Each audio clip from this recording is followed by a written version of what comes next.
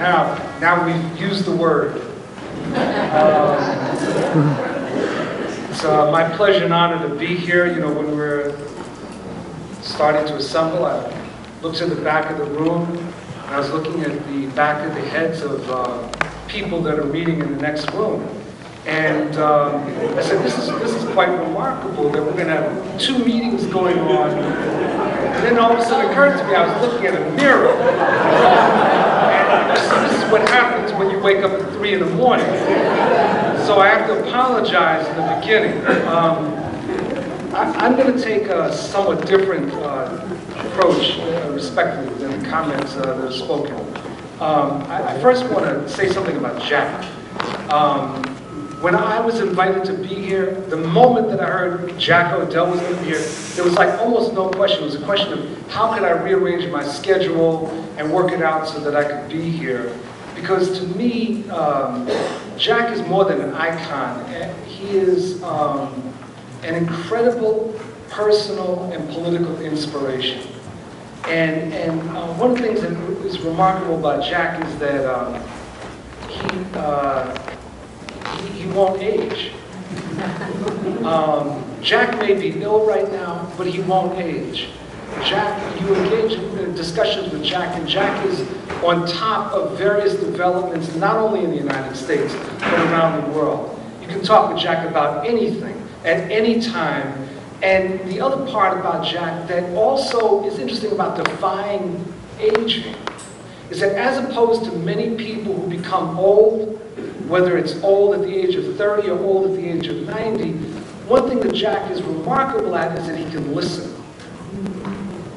Jack is not just telling you what needs to be done, he wants to know what you think about something, and he's processing that so that you're actually having a dialogue, which I think is incredibly remarkable, and to me, just a tremendous individual, and I'm very sorry that he's not here with us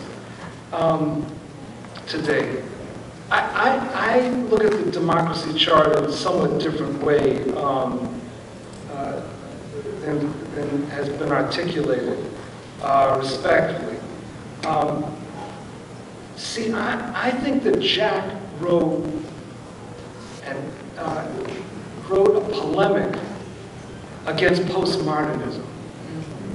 And if that's what the Democracy Charter is, postmodernism has been one of the most cancerous things that's ever attacked the world.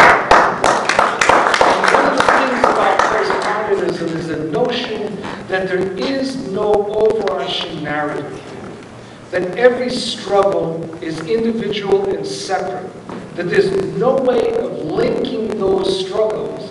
And what does Jack say? Jack says, to hell with that. That in fact there is a way of linking these things together. And what's brilliant about it is that he doesn't do it as the lowest common denominator. Because in here, central to the notion of the Democracy Charter is the idea that racial and gender justice must be a component, and this is contrary to so much that's taken place in the left and progressive movements of the United States that have fallen prey to various forms of economic determinism, economism, and white populism, where it's the idea of the lowest common denominator, and let us not talk about those things that are potentially divisive. The other piece, when I was reading this again, and I've told this story a little bit over the last year, but hopefully you haven't heard it, so I'm going to tell it again, but if you have heard it, tough. Fletchers grow up knowing that one of our ancestors was a guy named Tecumseh. And Tecumseh was a leader of the Shawnee in the early 19th century in more what we now know as Ohio and Indiana. And Tecumseh was a visionary and an incredible strategist. But one of the things Tecumseh realized was that Tecumseh understood the moment. He understood that in the early part of the 19th century, that there was still an opportunity for the Native Americans to stop the invasion.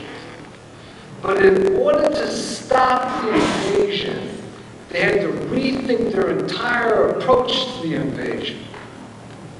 That, in other words, what he understood from studying history was that individual tribes, whether it was the Shawnee, the Choctaw, the Cherokee, Iroquois, or whoever, could not defeat the invaders by themselves. But he also found out something, he concluded something else, which I think for us is incredibly important, which is that confederations are not enough. There was Pontiac's Confederation in 1763 that almost succeeded. But one of the things in any confederation, because of how loose it is that when you are in bad times, the component parts can pull off and cut their deals with the enemy. And that's what happened to Pontiac's Confederacy.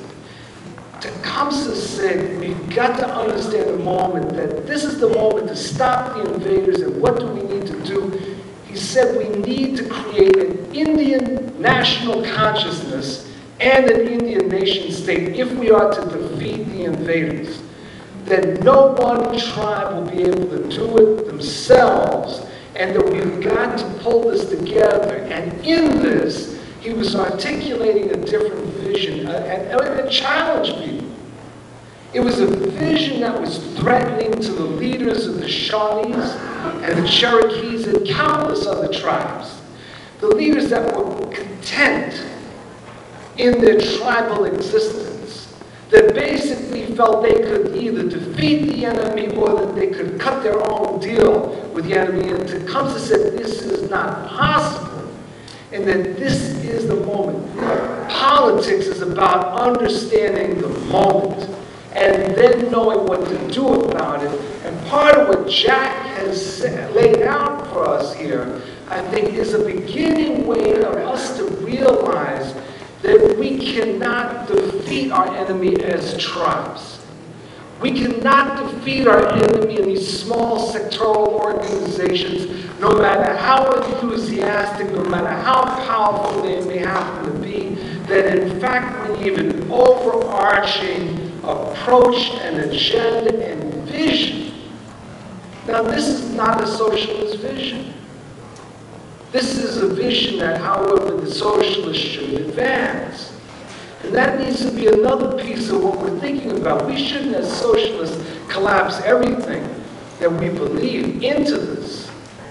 But we should be advancing this. We should be, because in part, I would argue that the democracy charter is a struggle against despair.